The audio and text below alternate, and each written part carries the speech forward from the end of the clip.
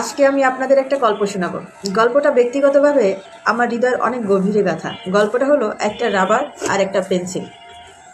Pencil বারবার ভুল করতেই থাকে আর রাবার বারবার সেটা মুছতেই থাকে। একদিন পেন্সিল উপলব্ধি করে এবং রাবারকে বলে, তুমি সব সময় আমার ভুলগুলো মুছে ফেলো এবং সঠিকটা লেখার জন্য আমাকে বাধ্য করো। তুমি আমার জন্য কতটা ত্যাগ স্বীকার করো। সরি রাবার, আমার জন্য পাবলিক তোমাকে ঘষতেই থাকে। তখন রাবার বলল, তোমার ভুলগুলো সংশোধন করতে করতে আমি যদি শেষও হয়ে যাই তাতেও আমার কোনো আফসোস নেই। এখন এই গল্পে পেন্সিলকে জানেন আমরা, আর রাবার হচ্ছে আমাদের মা।